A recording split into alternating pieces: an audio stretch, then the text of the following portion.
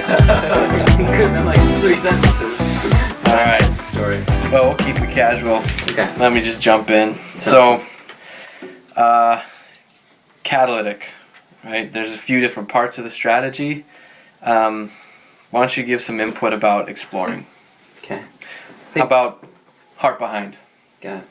I think exploring is one of the most, I guess every aspect could be considered critical, but it is a hugely important part of what we do. Because the heart behind it is that we believe that God is already at work in our city, that He has already gone ahead of us in preparing students, preparing their hearts. And so we're simply trying to go and find where He is at work and meet those people that He has already prepared.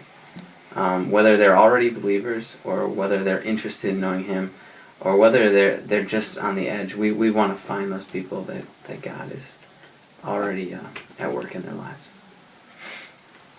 So, how do you do it?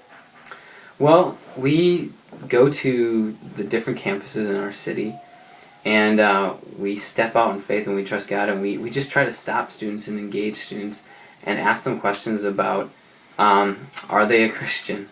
Do they know any Christians? Are their classmates? Are there fellow students? Are there roommates, believers? Are they interested in Christianity, or do they know anyone else who is interested in hearing more? And we just try to gauge their interest and get to filter through and meet a lot of people in a short period of time. How do you know when you've been successful with exploring? I think there's several different ways, I guess, we as a team have said that we can be successful. I mean, obviously the first and most exciting is you go on campus and you find those people that God is at work in their lives. You find the person that is a believer and has just been waiting for someone to help them grow and teach them how they can do this themselves. Or you meet that person that's interested and becomes a believer and wants to do the same. So that's the first, I believe. But then the others is sometimes we go on campus and as we see in different parts of the Bible, like God has not raised up a person there yet. And so we will spend, for example, on a campus that is the size of 10,000 students, we'll try to filter through 1 to 3% of the students, in that case 100 students, or we'll try to filter 40 hours. 40 hours for 10,000 students, it would be obviously scaled down for a smaller school as well.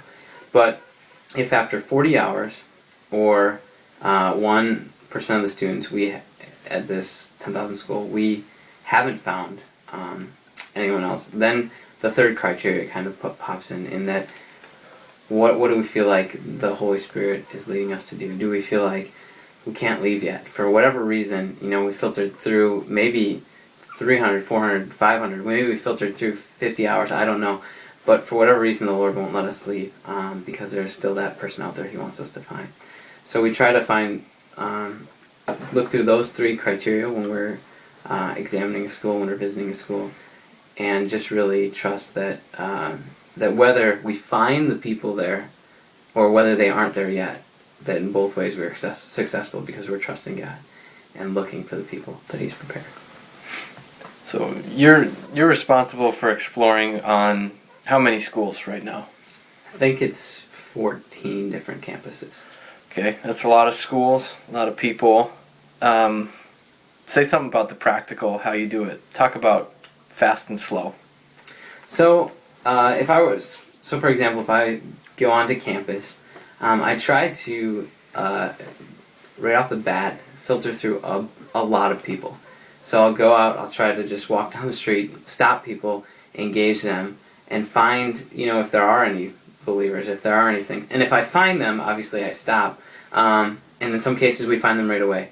And I spend time with them. And that could go quickly from fast to slow. But I'll get to the slow in a second. But often, it takes a lot of people. Often it's 20 or 30 or way more people in until you find someone that's interested or is a believer. Or, know someone that's a believer and that you can connect with. So I try to meet a lot of people and ask them a lot of questions and find those people that are already there.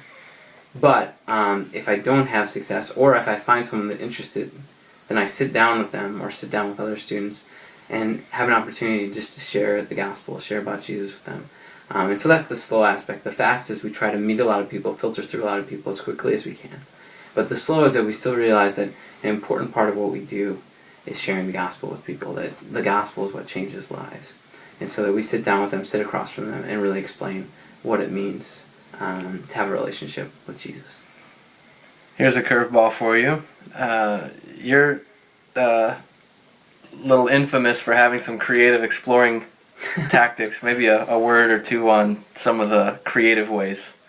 I mean, we just one of my friends from last year, we would just try to keep it fun, keep it fresh. I mean, because a lot of times you're spending a couple of hours, just trying to find people, and it gets to be tiring.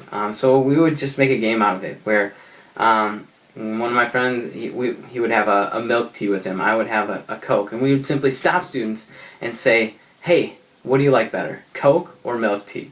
And after they gave us their response, we would dig into our spiritual questions. So it was just a way to stop them, to have fun. We did it with a couple other things, but that was kind of our favorite thing to do. Just a crazy, ridiculous way to enjoy the time and just laugh with the students, even before we got to deeper spiritual things. I know sometimes you don't get to go with people and you go by yourself, but probably the question most people want to know about is, do you think you could keep doing this for a long time? Do you enjoy it? That's a great question. Last fall, I would have said, no way could I do this for a long period of time, and I wouldn't have wanted to.